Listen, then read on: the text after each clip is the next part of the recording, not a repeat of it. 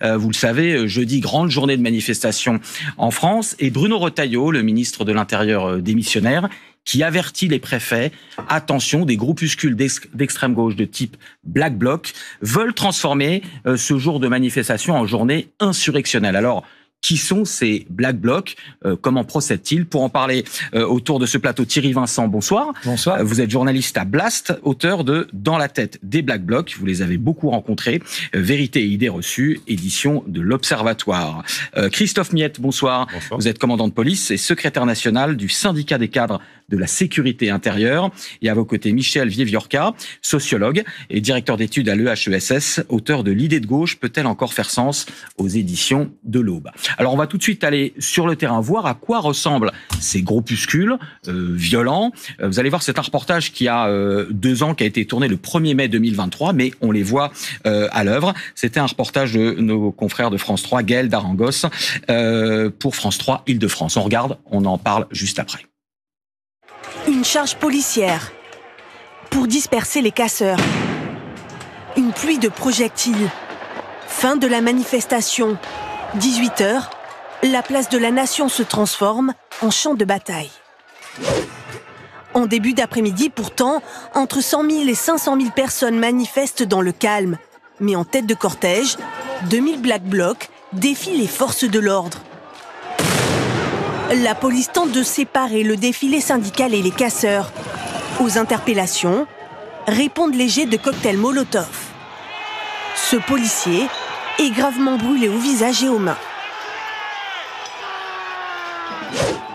5000 gendarmes et policiers sont mobilisés et parfois dépassés. Place de la Nation, un immeuble en travaux est incendié. Les pompiers interviennent, aucun blessé n'est à déplorer.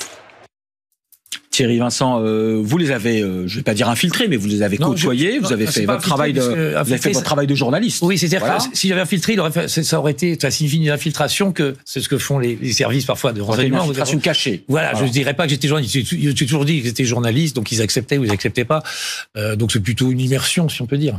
Et alors, on va en parler au cours de cette émission, mais quel type de personnage c'était déjà pour les approcher? Est-ce que c'était compliqué pour vous en tant que journaliste? C'est des types de personnages beaucoup plus banals que ce que vous pourriez croire. Hein. Le seul point commun, c'est évidemment qu'ils sont la jeunesse, hein. Parce que bon, quand on est jeune, on est un peu plus survolté. Puis surtout, mine de rien, c'est très fatigant physiquement, moralement.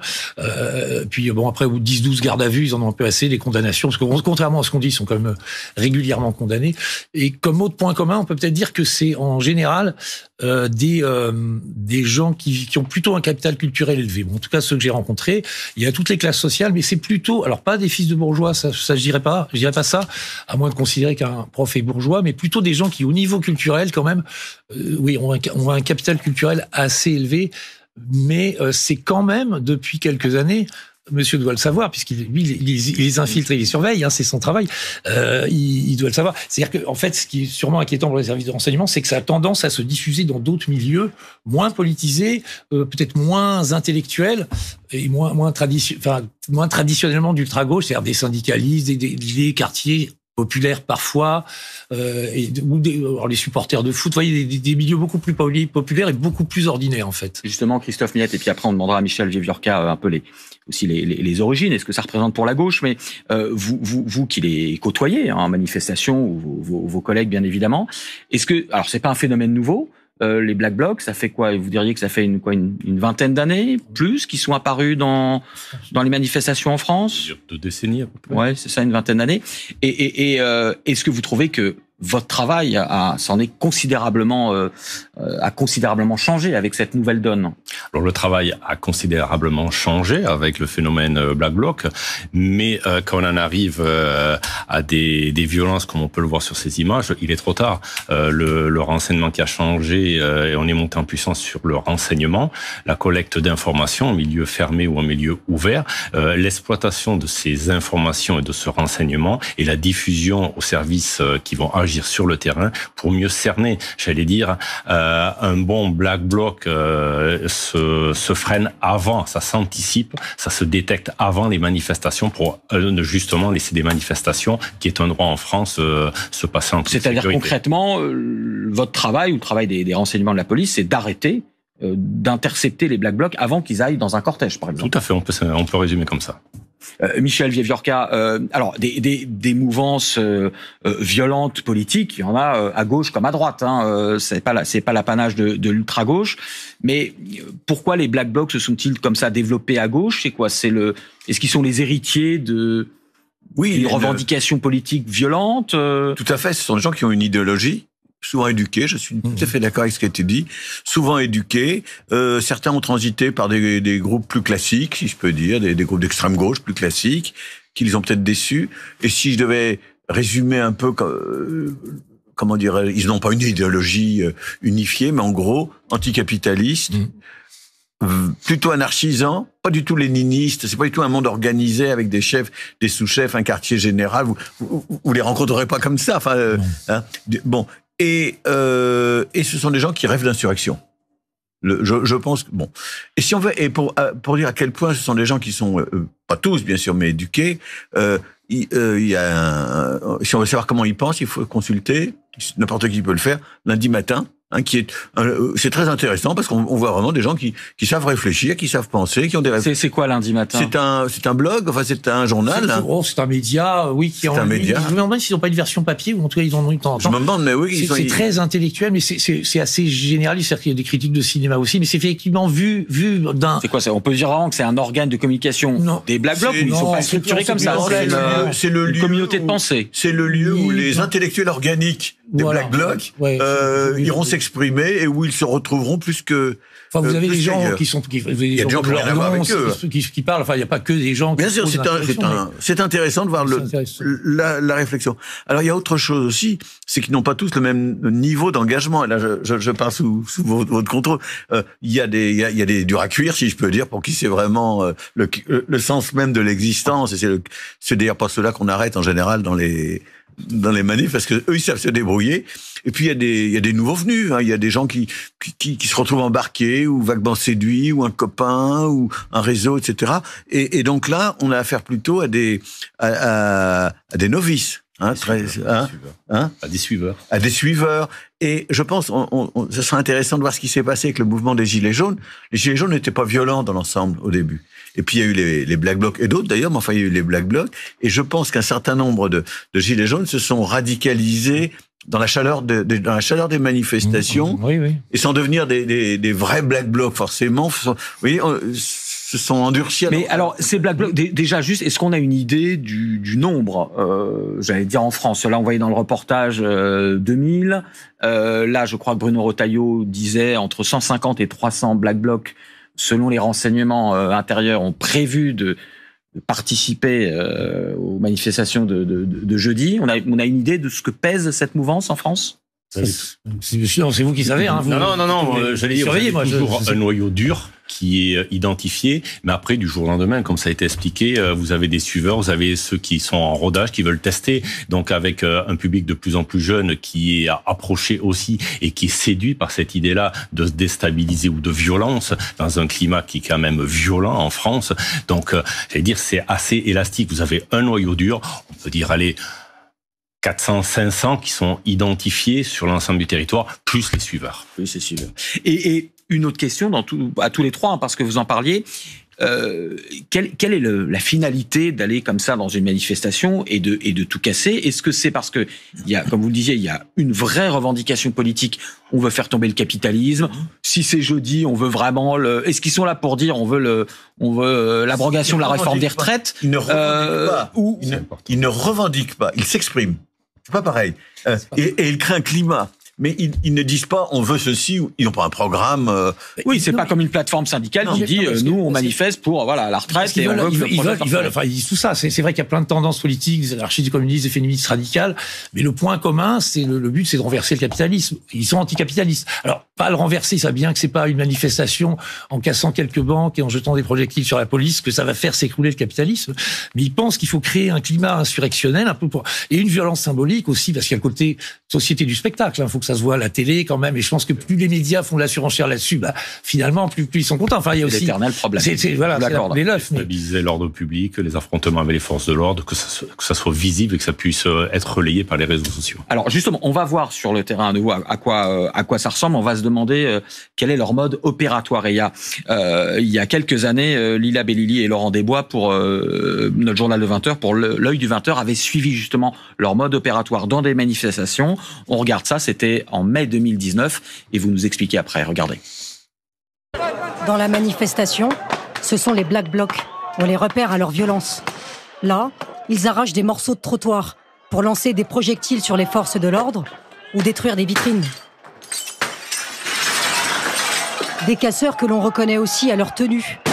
Vêtus tout de noir, portant des gants, des masques et souvent un coupe-vent étanche. Aujourd'hui, on a découvert que pour passer inaperçu dans le cortège, certains n'hésitent pas à changer de tenue en cours de manifestation. De dos, avec un sac bleu, cette jeune femme a tout l'attirail du Black Bloc. Elle s'éloigne du cortège, puis réapparaît. Tête nue et sans sac. À notre grande surprise, elle enfile un chasuble aux couleurs du syndicat solidaire. Pourquoi vous êtes changé ? Pas de réponse. À quelques mètres, on découvre un autre groupe. Regardez bien. Ils entourent un homme en train de se changer. Il enfile une combinaison noire pour aller rejoindre d'autres casseurs. Un jeu du chat et de la souris. Sur le parcours, différentes tenues sont dissimulées. Comme sous ce camion. Qui ont caché des sacs en dessous de ce camion. On va vérifier s'il y a des sacs. Effectivement, il y a un sac. Alors, il faut un peu se contorsionner. Mais, pardon, on va y arriver. Là, ils ont caché leur tenue, la tenue qu'ils ont enfilée tout à l'heure. Un t-shirt et des gants. Christophe Miette, là, on voit que c'est très organisé. C'est pas, j'allais dire, le manifestant lambda qui vient pour une revendication sociale. Je vais pas dire que c'est militaire, mais c'est réfléchi. C'est des Black Blocs. J'ai pas dit qu'ils étaient bêtes non plus. Ils réfléchissent, ils agissent, ils sont cultivés. Ils regardent ce qui se font, ce qui marche, ce qui ne marche pas. Ils anticipent peut-être un jour ou deux avant des manifestations prévues pour installer du matériel et dissimuler du matériel. Et c'est réfléchi. Oui, c'est des petits groupes qui réfléchissent. On se demande là s'il y a 300 Black Blocs dans 2 jours, jeudi prochain. On se dit que 300 Black Blocs, bon, face aux effectifs de police qui sont annoncés, le rapport de force, il est clair. Non, forcément. Mais non, parce que s'il y avait que 300 Black Blocs, même 2000, mais complètement isolés du reste de la manifestation, qui n'avaient aucun écho dans le reste de la société, qui n'étaient pas, qui étaient désapprouvés par l'ensemble des manifestants, ça serait un rêve pour monsieur et pour les forces de l'ordre, évidemment. Le problème, c'est que ça correspond aussi à un mouvement de fond dans la société qui est pas majoritaire, qui est pas massif, mais qui ne représente pas rien, notamment dans une partie de la jeunesse urbaine. Et vous le savez comme moi, je pense qu'en tout cas pour le maintien de l'ordre, ce qui est encore plus problématique que les Black Blocs, c'est tous ceux qui les entourent finalement, le cortège de tête, donc qui est celui qui est en face des syndicats, qui est un cortège un peu officieux, où quand vous y allez, bon, vous pouvez y aller parce qu'il y en a qui vont parce qu'il est un peu animé, etc. Mais en général, ça manifeste quand même une certaine sympathie, un certain soutien. Et là, la police, si elle charge, c'est difficile de les interpeller parce que vous risquez de gravement blesser d'autres manifestants ou de susciter pour le coup une émeute si la police est trop visible. Et c'est ça le problème, c'est que, pour vous, je pense que c'est ça le problème, c'est qu'ils rencontrent un vrai écho quand même dans la société qui est important quand même. La difficulté, c'est de distinguer les casseurs, les Black Blocs, venus pour en découdre avec les forces de l'ordre, avec des manifestants pacifistes et encadrés qui sont là pour une juste cause, une juste revendication. Et toute la difficulté et l'enjeu pour la police et pour le maintien de l'ordre, avec mes collègues CRS entre autres, c'est de faire le distinguo, d'isoler ces petits groupes de casseurs, d'où une adaptation aussi sur le maintien de l'ordre, avec des unités beaucoup plus mobiles, adaptatives aussi et en réactivité pour pouvoir encercler, gérer au mieux ces petits groupes afin de sécuriser les manifestants qui sont venus, eux, pour manifester. Michel Vieux-Viorca, est-ce que vous avez fait des études sur la manière dont ces Black Blocs sont reçus, acceptés ou au contraire rejetés par les plateformes syndicales quand elles défilent? Est-ce que c'est... Alors, j'ai pas fait d'études, mais j'ai parlé en particulier à des syndicalistes. D'abord, dans le temps, les syndicats étaient mieux capables de faire régner l'ordre. Les services d'ordre syndicaux. Les fameux services d'ordre, voilà. Aujourd'hui, si je peux dire, ça n'est plus ce que c'était. Et pourquoi ça? D'abord parce que le syndicalisme est singulièrement affaibli. Singulièrement. Que la centrale syndicale la plus puissante, c'est la CFDT, c'est pas là où il y en a bien sûr, mais enfin, c'est pas là où on trouve vraiment la tradition des gros bras les plus plus nombreux, les plus efficaces, que la conception même de la manifestation, les gens veulent plus être encadrés comme avant aussi. C'est très pesant, un service d'ordre, ça vous oblige à manifester à un endroit, à pas sortir si vous êtes à l'intérieur, à pas rentrer si vous êtes à l'extérieur, enfin des choses comme ça. Donc il y a une logique proprement du fonctionnement de la manif qui a changé. Ça c'est la première chose.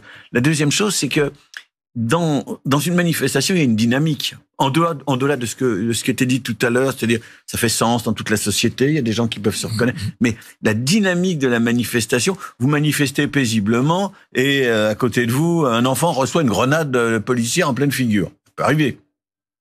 Ben, vous allez peut-être devenir fou furieux. Et donc, il y aura des choses comme ça qui entraîneront des gens à devenir plus violents que ce qu'ils étaient en arrivant à la manifestation. Vous rencontrez des gens, vous discutez. Moi, j'ai un souvenir très lointain, en 68. J'ai jamais été violent. Mais je me revois encore arrivant rue Gay-Lussac et quelqu'un me tendant un pavé et me disant de le lancer. J'en étais incapable. Mais enfin, il y a des choses comme ça, vous voyez, qui se passent. Oui, des phénomènes d'entraînement possibles. D'entraînement, de suivisme, c'est ce que vous disiez. Et puis, il y a autre chose aussi qu'il faut bien voir. C'est qu'il y a une petite dimension ludique aussi dans cette violence. Elle est anticapitaliste, elle fait sens. Il y a la jouissance de la violence, ça existe aussi. Oui, de la destruction, voilà. Alors, dans cette émission, on aime toujours bien aller sur le terrain de nos voisins étrangers. Je vais juste vous montrer dans les dernières minutes qui nous restent un petit détour par nos voisins allemands. Lionel Feuerstein va nous raconter comment, je crois en Allemagne, à Berlin justement, Lionel, la police allemande, elle négocie en amont, notamment avec les manifestants, peut-être aussi pour les dissuader et les avertir quand il y a des Black Blocs. Lionel, c'est bien ça, hein, les Allemands, la police allemande va, j'allais dire presque en prévention, en coopération en amont avec les manifestants. Alors il y a un mot pour décrire l'approche allemande en matière de maintien de l'ordre, la désescalade. Alors ici, lors des manifestations, ils vont privilégier le dialogue et la proximité. Vous avez des officiers de liaison, chasubles fluo sur le dos, bien visibles, qui parlent avec les manifestants pour prévenir toute violence. Concrètement, les policiers s'intègrent au cortège sans équipement lourd. Ils expliquent leurs manœuvres par haut-parleur. Ils sont souvent au milieu de la foule lors des défilés. Après, cela dépend des situations. Ils peuvent aussi faire usage de canons à eau et de matraquage, mais c'est assez rare. Depuis la mort d'un manifestant en 1967 contre la venue du Shah d'Iran à Berlin, qui a été tué par un policier, une réforme profonde de la doctrine d'usage de la force a été mise en place. Comparé par exemple au CRS français, les forces de l'ordre ici agissent sans LBD, lanceurs de balles de défense, ni grenades de désencerclement. Donc oui, on peut dire que la culture du dialogue est plus fréquente qu'en France et que cette approche semble montrer une certaine efficacité. Bien entendu, il peut avoir aussi de ci, de là des cas de brutalité policière. Dernièrement, on a vu un policier frapper au visage une manifestante irlandaise pro-palestinienne à Berlin. Mais oui, on l'a dit, ces cas sont très rares. Christophe Miette, est-ce que la police française, j'ai été beaucoup sur des manifestations, on voit parfois évidemment les officiers de police parler avec des manifestants, mais est-ce qu'il y a presque cette bonne intelligence avec les manifestants, ou est-ce qu'on peut s'inspirer du système allemand ? On peut s'inspirer de, toute bonne pratique est bonne et à réfléchir sur la transformation du maintien de l'ordre français. Maintenant, avec des manifestants, quand vous avez une manifestation qui est déclarée, qui est légale, avec un dépôt en préfecture, vous avez des interlocuteurs. Je ne suis pas sûr qu'à l'Allemagne, vous pouvez aller discuter comme en France avec des Black Blocs qui sont là pour casser, tout simplement. Oui, parce que dernière minute, il nous reste, mais les Black Blocs, c'est pas qu'en France, hein, on est bien d'accord. C'est né en Allemagne, hein, d'ailleurs. C'est même la France, si on peut dire entre guillemets très en retard. C'est arrivé très tard en France, c'est arrivé en Allemagne d'abord, un peu aux États-Unis, en Italie, Grèce beaucoup aussi. Et en France, c'est arrivé en 2016. Mais maintenant, on peut dire qu'on est les premiers, hein, presque. C'est pour ça que je pense d'ailleurs que c'est un autre débat que le surarmement de la police avec des armes quand même assez dangereuses. Certains qualifient d'armes de guerre, c'est peut-être un peu exagéré, mais qui sont pas utilisées dans les autres pays. Moi, je suis pas du tout sûr que ça soit la bonne stratégie pour calmer la foule. Hein. Juste le mot de la fin, Michel Vieviorca, vous n'êtes pas devin évidemment, mais pour jeudi, vous vous attendez, compte tenu de ce qu'on voit en France, à une journée dure, d'affrontements durs. Le climat général est très tendu. Ce pays a les nerfs à fleur de peau. Et donc, ça va être favorable, justement, à non pas à la présence des Black Blocs, qui seront là, vraisemblablement, mais à leur capacité, si je peux dire, à générer, à capter à exprimer et peut-être à exacerber de la sympathie aussi. Oui, bien sûr. Et parce qu'il y a vraiment le pays a les nerfs à fleur de peau. Ça, c'est très très net. Merci à tous les trois pour ce débat. On en reparlera évidemment jeudi, la semaine d'après, 21h30 tout de suite. Le rappel de titre avec vous, Cécile.